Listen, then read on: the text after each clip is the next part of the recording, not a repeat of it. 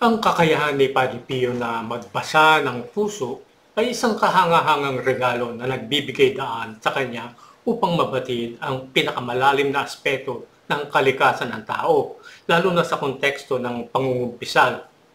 Ang kaloob na ito ay nagbibigay daan sa kanya na maunawaan ang pinakamalalim na iniisip, intensyon at motibasyon ng mga umaamid sa kanya. Nakikita niya mga kaluluwa ng mga nagsisisi na lumalapit sa kanya na ginagawang imposible para sa kanila na linlangin o itago ang kanilang tunay na pagkatao. Ang kaloob na ito ay nag-uugat sa kanyang espiritual na kalikasan at sa kanyang tungkulin bilang isang kumpesor, sa halip na isang literal na kakayahang magbasa ng isipan. Gayunpaman may mga ulat o pangyayari na tila nababasa niya ang mga nilalaman ng isipan ng mga taong lumalapit sa kanya. Totoo nga kaya na nababasa niya ang kanilang isipan? At kaya samahan niyo ako ngayong araw sa ating pagtatanghal at tuklasin kung ito ay totoo nga. Manatiling nakatutok.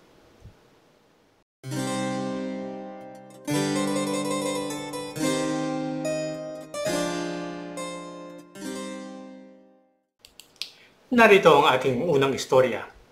Isang araw may isang babae na kamag-anak ng kura paroko ang pumunta sa bahay ng parokya at sinabi sa kura ng parokya na sinadya niyang ipuslit ang isang artikulo sa silid ni Padre Pio upang subukan lamang kung mapapansin niya ang kanyang kilos.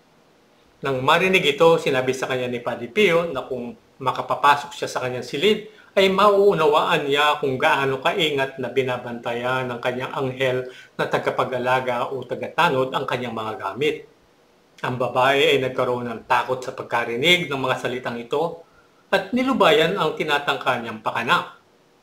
Ngunit hindi pinabayaan ni Padre Pio ang bagay na iyon at sinabi niya sa kura paroko na ang balak nitong nakawin sa kanyang silid ay ang kanyang rosaryo.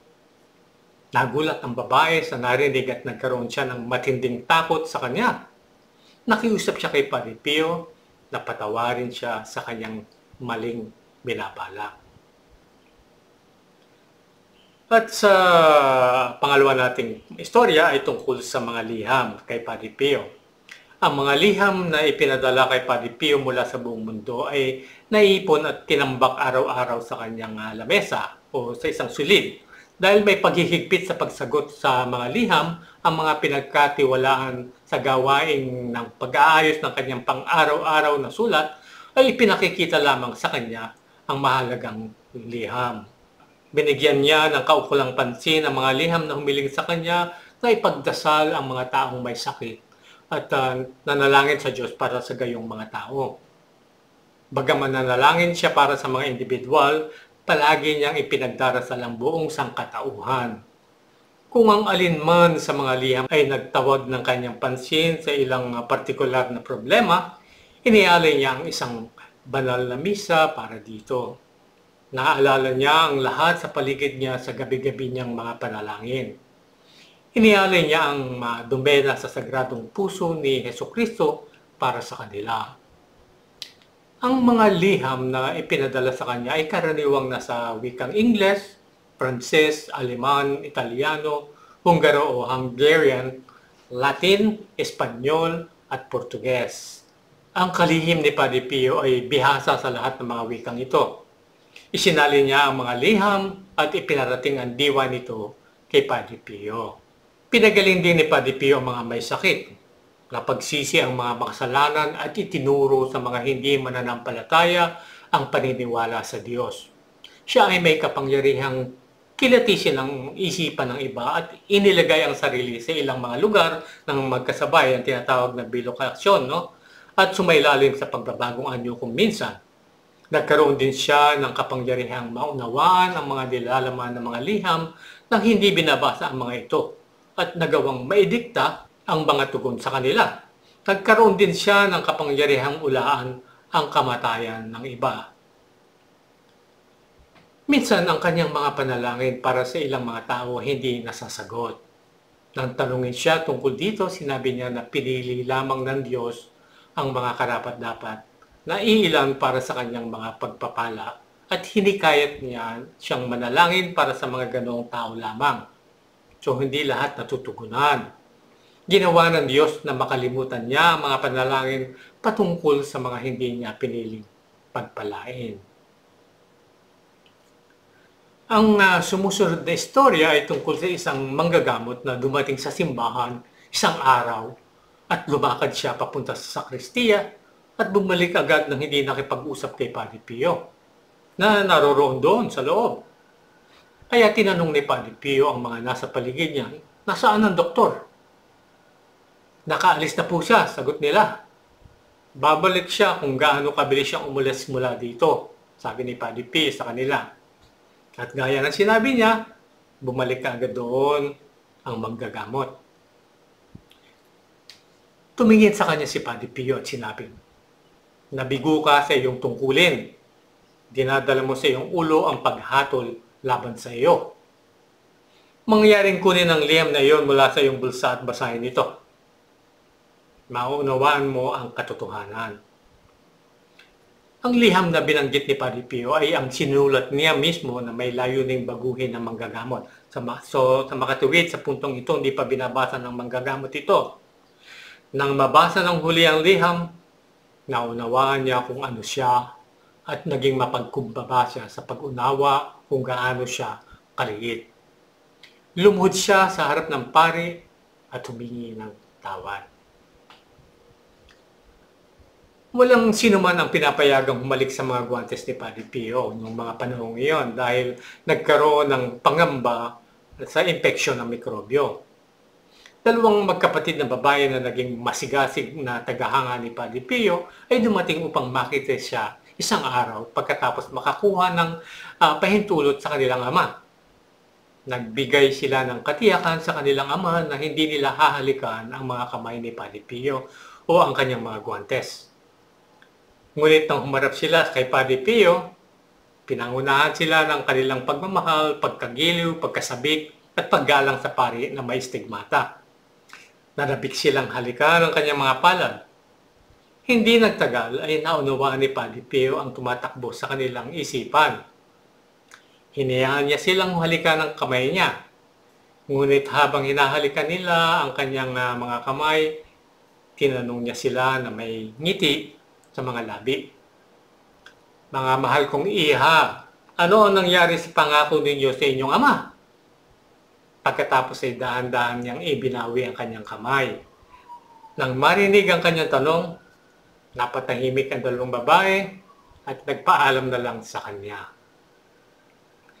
Isang araw, isang babae na nagkaroon ng mga anak sa kanyang unang kasal ay dumating upang makita si Padre Pio. Nang tumayo siya sa harap niya, tinanong niya ito, Padre, maaari ba akong magpakasal muli? Huwag mong gawin niyan, iha. Hindi ko ito may papayo sa iyo. Magsisisi ka sa huli, sabi dito sa kanya. Ngunit hindi pinansin ng babae ang kanyang payo at ipinagpatuloy ang kanyang desisyon na magpakasal muli. Ngunit ang kanyang ikalawang kasal ay naging isang kapanghamakan at nauwi siya sa kulungan dahil sa kanyang pangalawang asawa. At narito ang ating panghuling istorya.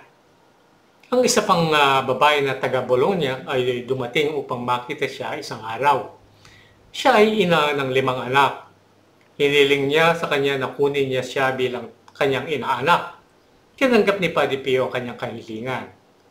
Pagka-uwi, araw-araw siyang nananawagan kay Padre Pio at hinihiling na basbasan ang kanyang 5 anak at ipagdasal sila.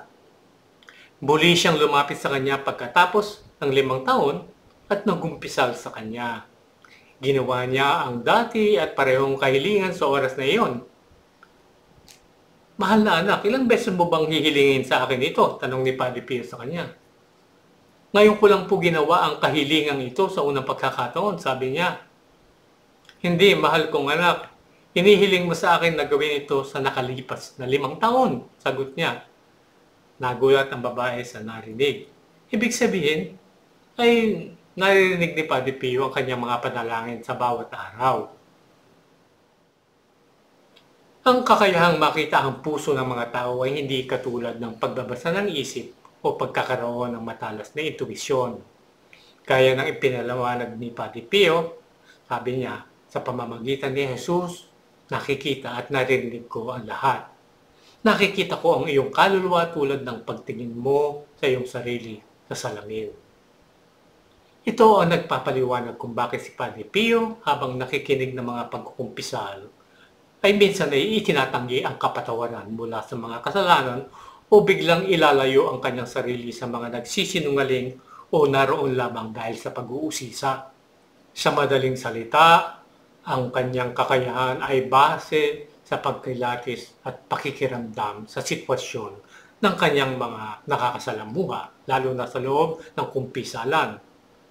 At gaya ng unang istorya, masasabi natin na maaaring itinutulungan din siya ng kanyang anghel na taga-tanod upang mabasa ang pakay at layunin ng isang taong lumalapit sa kanya. At yan po ang ating istorya ngayong araw na naway naibigan po ninyo, at kung naibigan naman po ninyo, huwag po kayong mag-atubiling mag-like, mag-komento at i-share din po ninyo ang video ito. At para sa inyo na bagong taga-panood, mangyaring mag-subscribe na po kayo ngayon din sa aming channel. Pindutin lang ang subscribe na button sa baba at ang kampanilya o ang notification bell sa kanan nito. At kung nais nyo naman kaming suportahan, mangyaring lumahok sa aming eksklusibong grupo ng mga eksklusibong mga donante at mga taga-abuloy na tinatawag na mga alagad sa kalinga ni Padre Pio. At sa inyong paglahok ay mapapakinabangan po ninyo ang benepisyo ng buwanan o lingguhang mga pamisa na naaayon po sa halaga ng inyong buwanang donasyon. At padadalan din po namin kayo ng binasbasang larawan o medalya ni Padre Pio na ayon din po sa halaga ng inyong buwanang donasyon. Para sa mga karagdagang mga detalye, mangyaring bisitahin ang aming website sa www.angtinignipadrepio.org www.angtinignipadrepio.org. At para sa mga pagbibigay ng donasyon, maaari po ito sa pamamagitan ng direct deposit sa aming bank account sa BDO o maaari din po sa GCash via bank transfer. At kung mas madali para sa inyo, meron din po kaming personal GCash number sa ilalim ng aking pangalan. At dito na po tayo magpawakas. Maraming salamat po sa inyong panonood at pagtangkilik sa aming channel. At maraming salamat po sa aming mga miyembro ng mga alagad sa kalinga ni Padre Pio. Lalo na po sa inyong patuloy na pagsuporta sa amin. Hanggang sa muli po nating pagkikita, naway pagpalain at patnubayan kayo palagi ng ating Panginoon.